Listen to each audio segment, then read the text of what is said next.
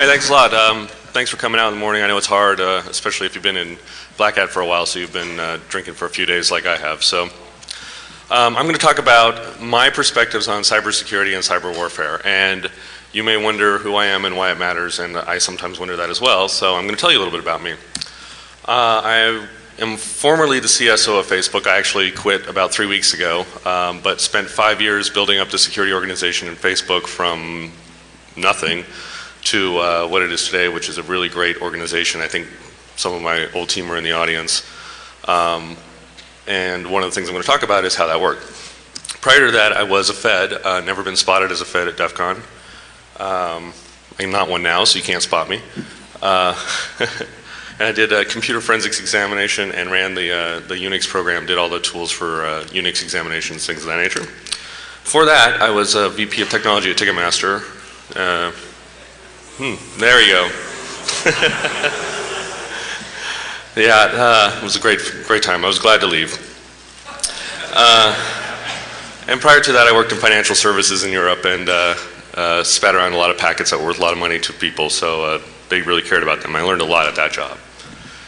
But most importantly, I love the game Deus Ex, and even though it's old and like I am, it's a great game, so go play it. A little bit more, you might wonder how many vulns I'm releasing during this talk, and the answer is 0. Is anyone's name Big Zero, by the way? No? You can take that. I'm kind of pissed that I'm making the badge talk, because the badge is really cool this year, and some of the stuff that it does with other badges is also pretty cool. That's a hint. So leave now if you want to learn about that, because I'm not going to talk about that. Here's what I am going to talk about. I'm going to start off with the topic that I know the least about, which is cyber warfare. And I say that I know the least about it because I think people who talk about it actually don't know that much about it. And I've been studying it for a little while, and I'm very interested in how it overlaps with cybersecurity, which is why I made this talk. I'm going to talk then about cybersecurity, and when I talk about cybersecurity there, what I'm really talking about is the way that I viewed security and how we built out the organization at Facebook to support that. It's a little different, I think, from what other people think. I have a slightly different emphasis. I hope you guys get something out of that. And then I'm going to talk about how I think cyber warfare and cybersecurity are the same thing, and how going forward there may be ways to make them overlap. So there we go. And then I'm going to ask you guys to do some stuff for me. You don't have to. When I do a presentation, I always like to make up some little rules, except I don't want to call them rules because axiom is a much better word. It has an X in the middle of it. And this is one that I think is pretty important, so I made it number 1, which is the word cyber is pretty dumb, but we use it a lot because we don't really have any other word that's not as dumb to describe it. I'm going to be saying it a lot during this presentation. You're going to be tired of hearing it, but not as tired as I'm going to be of saying it, but I'm still going to say it. So, here's what I've been thinking about with cyber warfare. If you read a lot of things in the press, and especially a recent semi-popular book, you would believe that come the cyber war, everything's going to break down. Anything with an IP address is going to burst into flame, probably in your pocket. It's my understanding that the IP6 devices are going to be spewing locusts. So I don't know how we can defend against that. There's no power. I mean, all this stuff will go away, and that also means no cold beer. I know. There we go. Now we're fighting. And, you know, of course, dogs and cats will be living together. It's just going to be horrible. Here's what I think is actually going to happen. None of those things. Maybe the cat and dog thing. And I'll tell you why.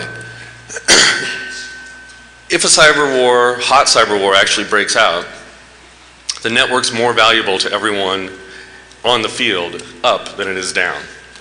So if anything goes down, it's probably going to be localized, and it's going to have a specific objective, and it's not going to affect a lot of people. I could be wrong. I don't know. We'll see. Hopefully not. And actually, this is a good time where talking about tactical objectives, just to make sure that we're all kind of on the same page with some of the terminology. So strategy in war is an overview of what things you want to achieve. Stuff like let's defend computers, or let's keep the network up, or let's, keep IPv6 devices from spewing locusts. And then tactics are specific actions that you take that are in furtherance of those strategies.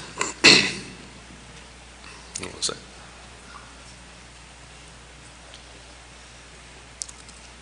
And then there's the concept of doctrine, which is in the middle between those two things. You have strategic goals, you have actions that you can take in between them, but how do you connect those two things? When are you making tactical decisions, taking tactical actions? How do they support your strategic actions? And doctrines are really what says that and what defines that.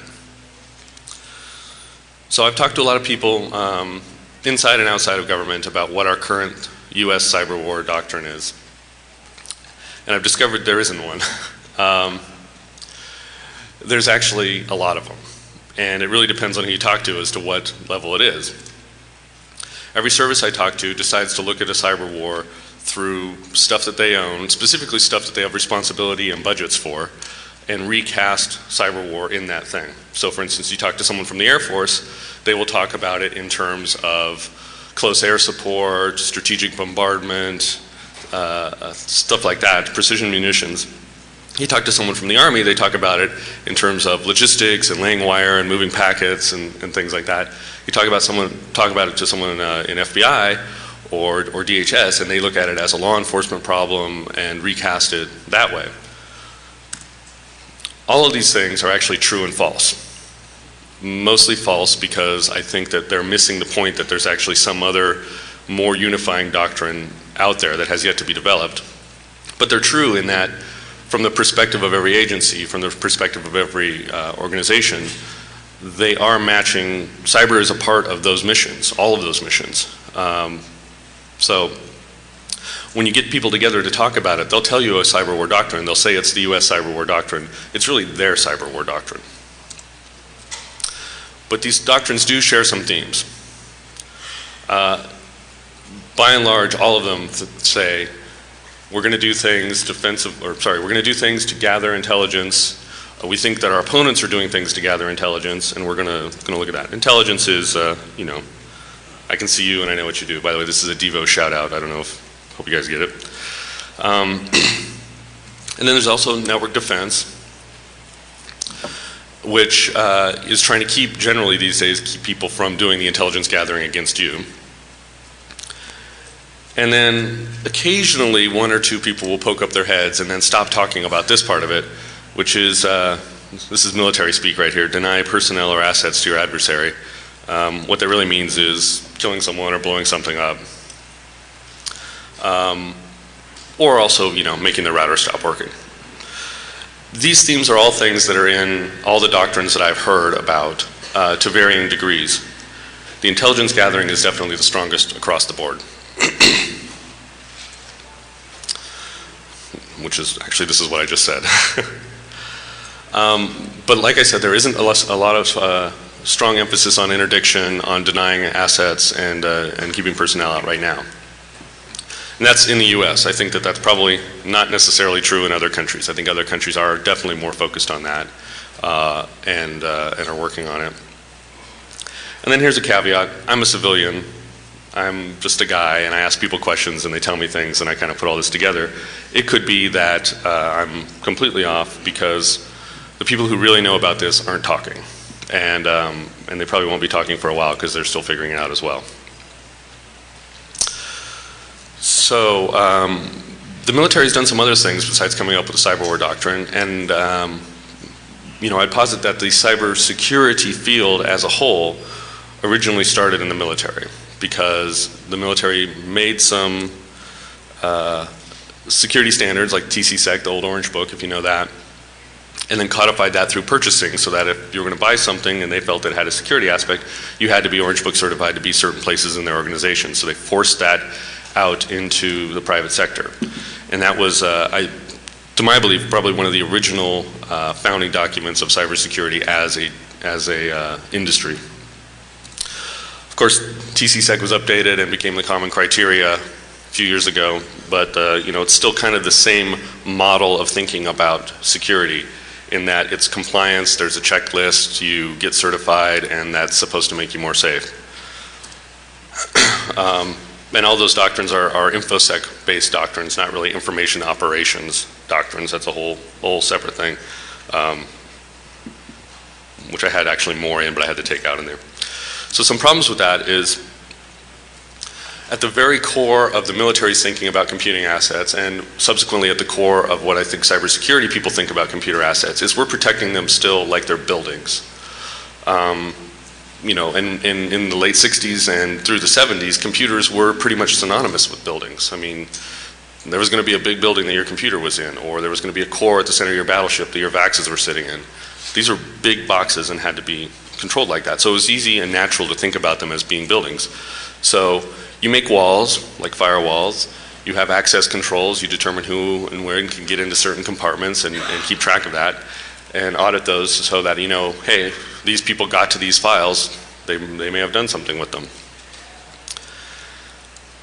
But that by necessity, that philosophy makes you physically segregate your compartments, or even virtually segregate your compartments, which reduces the information flow between the compartments. And something that I think people forget sometimes is that the whole purpose of these machines, the whole purpose we have computers, is to process information, to move information, to make information flow. So to the extent that the older information security protocols keep that from happening, they're actually reducing the functionality of the machines. So moving forward, these are things that just part of my thinking I'm going to be doing, but like I think everyone can think about it and contribute to it because there is still a unified doctrine out there. I think that the agencies in the government should think more about what a unified cyber warfare doctrine would be. Cybercom's kind of starting, but Cybercom is kind of at its inception is thinking a lot about intelligence because of the people running it. So they're going to end up with an intelligence-based cyber warfare doctrine probably. So I think a good doctrine would be devoid of the service-based bias. It should be applicable across all the services and should be able to encompass things like gathering intelligence, doing the Quillos air support equivalent in the information warfare field, but also being able to go and blow something up if you need to. So those are my thoughts on cyber warfare. I'm still thinking about them as everyone is, but they'll come together at the end of the presentation. So for cybersecurity, going back to the origins in the military, here's where a lot of us I think came from, coming into security roles. I mean, like how many people in here started off as a sysadmin or an admin? Probably a lot. A lot. And the way you started thinking about security was, at least for me, when I came up that way, was why is my disk getting used so much? What's all this bandwidth going to? Where are the packets going, and chasing them down? And I think this was an entry path for a lot of us. You know, it's the Cliff Stoll's book from 15 years ago is exactly that. So we all, as an industry, then tend to think about cybersecurity as a sysadmin or a network problem. I think antivirus software had a huge influence on the industry because suddenly security companies were making lots of money selling antivirus and are still making lots of money actually selling antivirus despite the fact it doesn't work that fabulously. But they're thinking about products, how to monetize them, how to resell them, how to continue selling things like antivirus. And that may not be the appropriate path going forward. And then a huge influence on the security field is compliance, obviously. So, to me, compliance is you walk around your house at night, go through a checklist saying, I've shut all the doors, I've shut all the windows, I've locked everything, I've set the burglar alarm, but your house will still get broken into. Here's an axiom about that. I'll let you guys read it.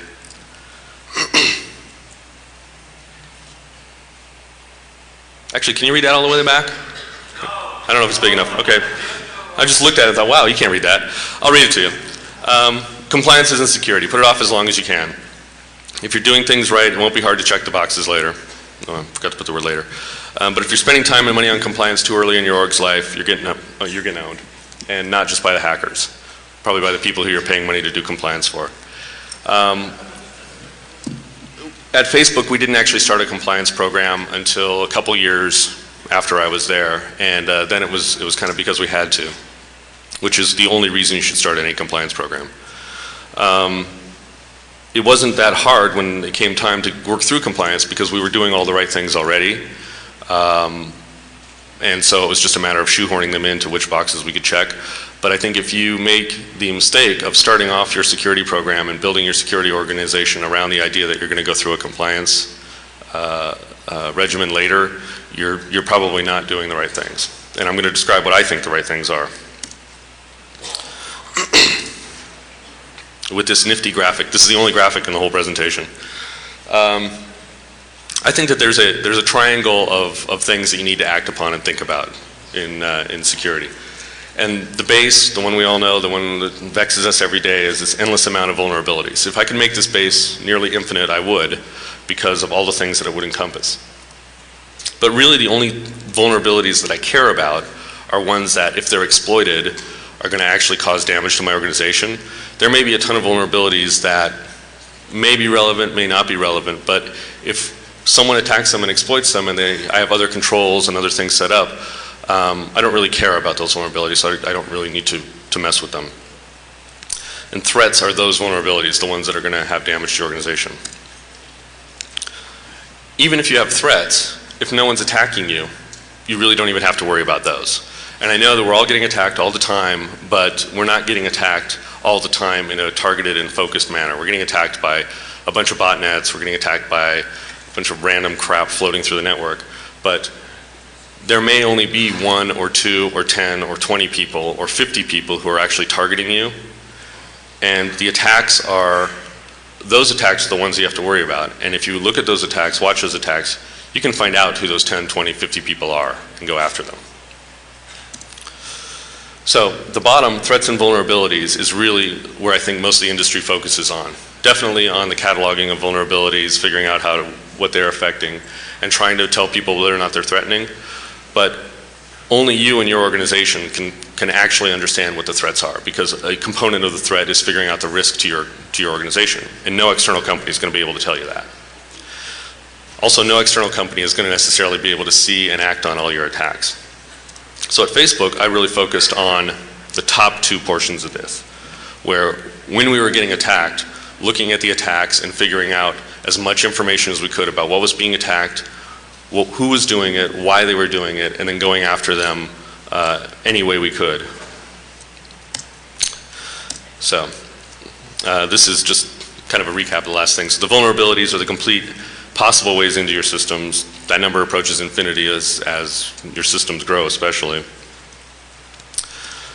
The threats are a subset of that would actually cause harm to your organization, and you're really the only people that can understand that inside your organization. Oh yeah, your boss yelling at you is harm in the organization too.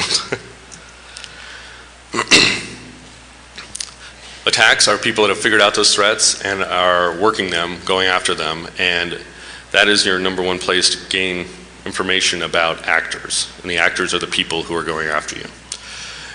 I think there's a tendency in the organization, because of so many botnet attacks, because of so much stuff in the network that's out there, to just look at its attacks as being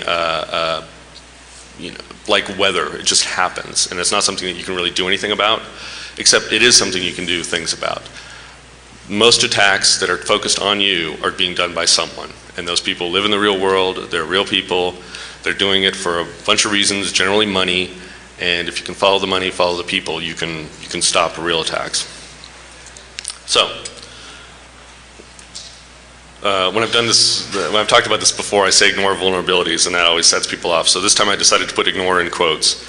But I still kind of mean ignore, in that don't chase vulnerabilities. It's like chasing the needle if you're flying a plane. Go after the ones that matter. Don't go after all of them, because you're just going to be, it's never-ending work, and you're going to end up introducing more vulnerabilities, and then you're just going to have to do it all over again. So really identify the ones that are important to you about threats, and go after those vulnerabilities that are actually part of the threats. And when thinking about threats, really be realistic about what's going to matter, what's really going to affect your organization, and think about it in a way that greater restriction of information flow doesn't necessarily mean greater security, but it definitely means degraded capabilities.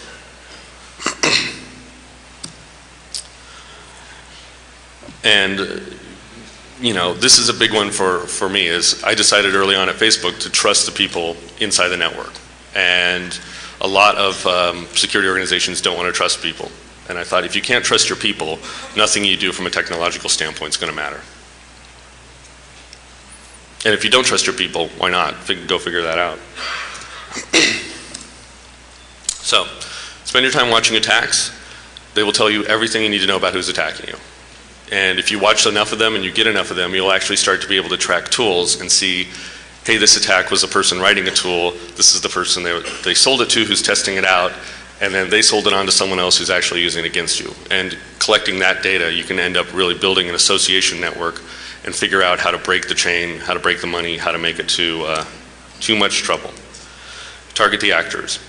They have reasons for attacking you. If you figure out what they are, and they could be technical, they could not be technical. Like I said, it's often money, and go break the money for them, break their reasons, and make it too hard. And they'll end up stopping or just going on somewhere else, which is a win for your organization. And this is something that I believe really strongly. It's every time someone interacts with you, and from this standpoint, I'm really thinking about it as a website, like Facebook, where every time someone interacted with Facebook, be it getting a page, looking at a page, doing a ping, trying to do scripting thing, do something, it was an opportunity for us to collect intelligence on people. And then analyze that to see if they were attacks or not attacks. And every site, every application, I would argue even every OS should have some sort of capability for that. Obviously they don't. Okay, so how do we bring these two things together? How do we bring these ideas around US cyber warfare and ideas on cybersecurity that have been in use at Facebook and think about going forward, are these things even connected? Do they need to be connected? Why not? I argue they do. Because, talking about some of the influences earlier, cybersecurity and cyber warfare are not even two sides of the same coin, unless they're maybe on the same side. I mean, they are definitely connected and interrelated, and thinking about them is the same way.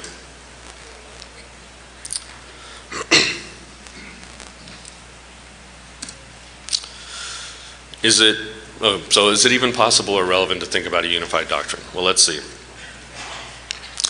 If you think about a large site like Facebook, or even a small site, any site, and you think about government and the nation's information infrastructure, are they going to have the same types of threats against them?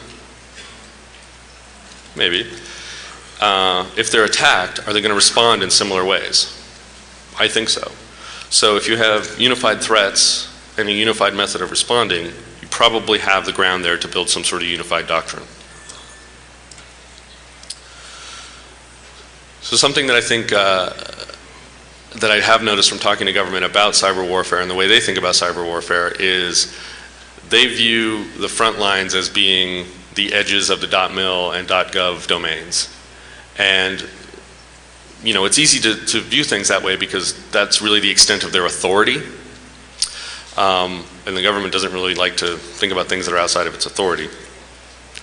But in reality, those attacks are going to occur much earlier than that. Attacks are happening at telcos, attacks are happening at ISPs, and attacks are happening at big sites. And so if you're doing security in any of those areas, which is pretty much all of the internet,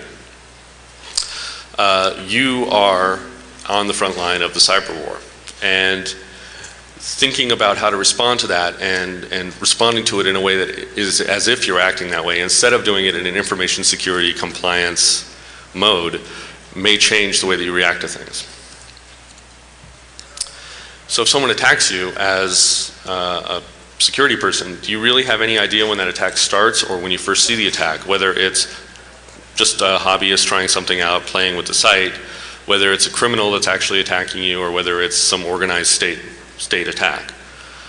I would argue that you don't actually know that, and that at the time that the attack is going on, and you may never know that, depending on how much information you can gather around it.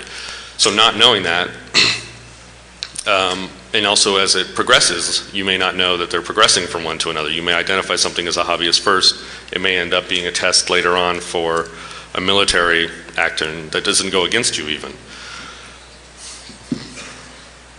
So how would you respond? I would argue that it doesn't matter. That the way that you respond to these attacks really doesn't matter based on whether or not they're a script kid or a criminal or military. You're going to respond in the same way, which is you're going to try and protect your assets, protect the things that you're responsible for, gain information, try and find the people.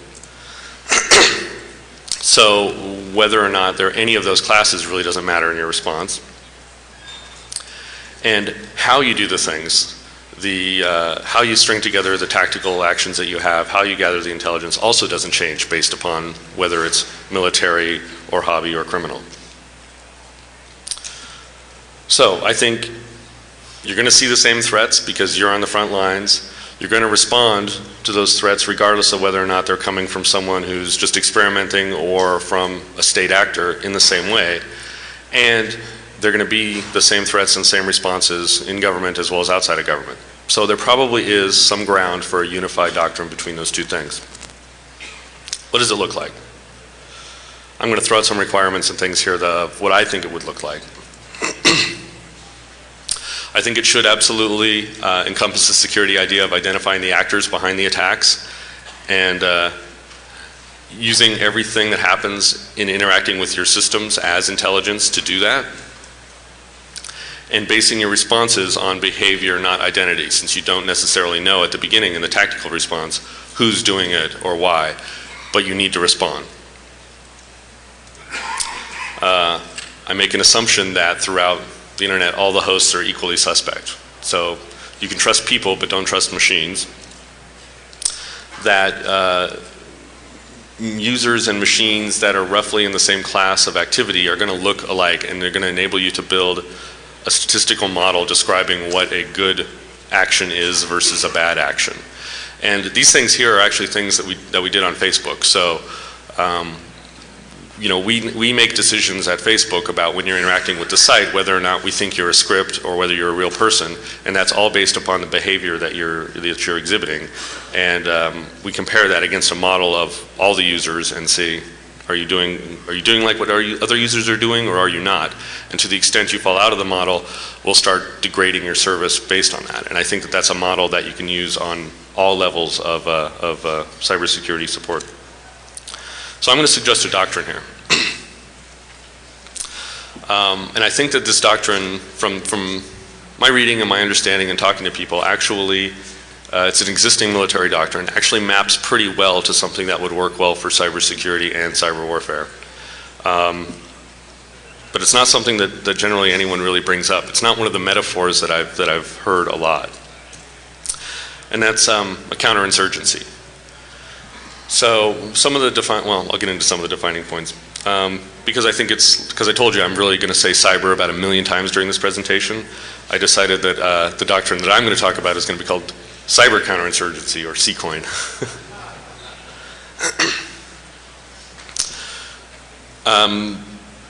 So under this doctrine, here's some of the things that I think would reflect it.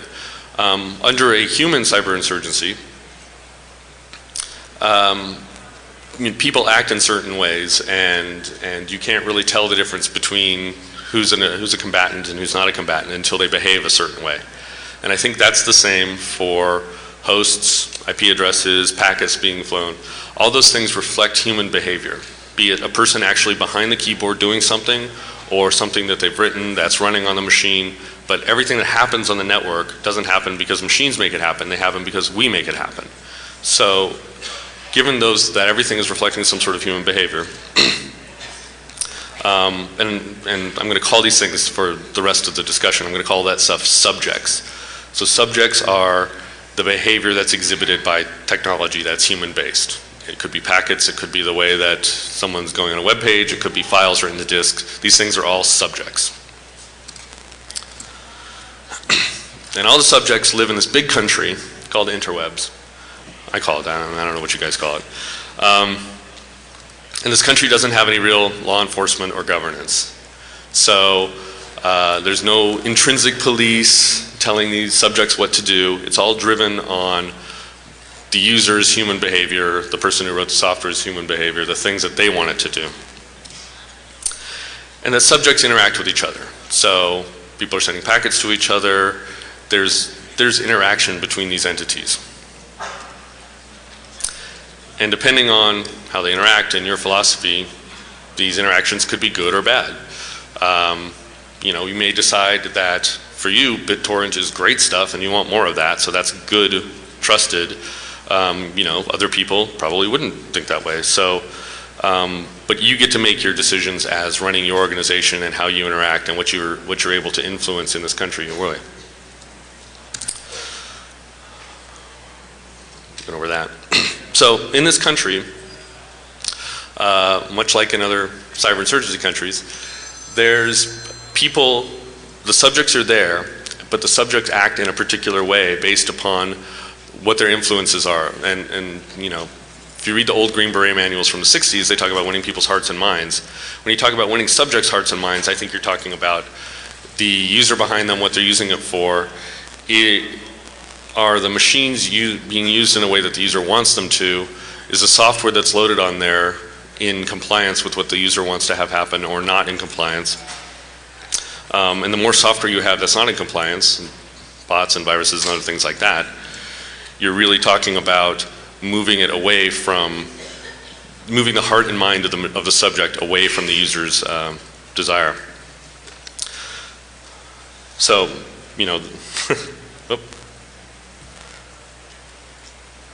oh well. That wasn't that important anyway. I think I've already told you. Oh, here we go. Okay, so the OS has a purpose, and mostly the purpose is allowing the user to interact with the hardware. So to some extent, and how much you like any particular OS that you're working on, that's a trusted relationship. Apps allow users to do particular things, and to the extent that they're doing what the user wants to do, they're trusted. To the extent that they're not, they can be less trusted. Viruses and bots and other stuff, which we all know the vector for that, those things, to a much lesser degree, do what the user wants them to do, and they're doing what someone else is trying to influence the subject to do. Okay, so I think existing security software and processes at their core are trying to do this, take this idea of restoring the primacy of influence to the user. So when you're running antivirus on your machine, what you're really saying is, I want to make sure that me, as the user, controller of this subject, am in charge of what's going on there. And by getting rid of viruses and getting rid of bots, you're restoring your primacy of influence on that machine. You're essentially winning its heart and mind back from the bot owner or the virus writer. And in a theoretical world, if you could do that completely, you can't ever do it completely, by the way, but if you could, any machine that had 100% primacy of influence, meaning that you completely control the machine and what it's able to do, and you as a person are trusted in the organization, you could trust that machine 100%. You would know that it would not attack anything in your network because the person wouldn't be attacking it and they're in complete control of the machine. That's a theoretical possibility. It's not actually going to happen. But to the extent that you're able to get to it, you can actually trust the machine more. And to the extent that you can't, you can trust the machine less. And figuring out where that line is a philosophical issue.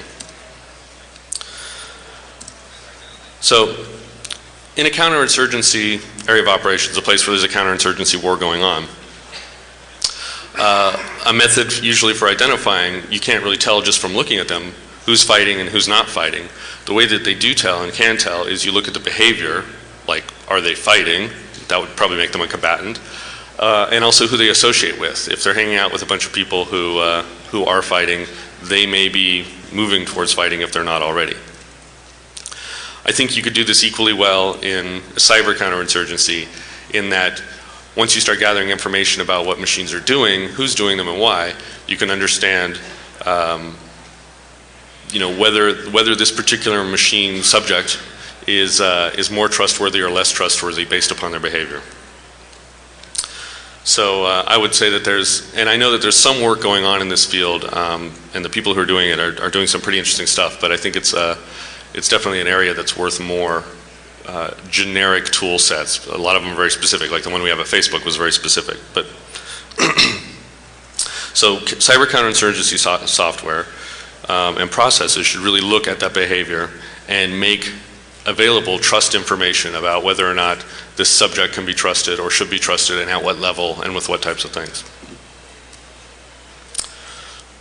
So what?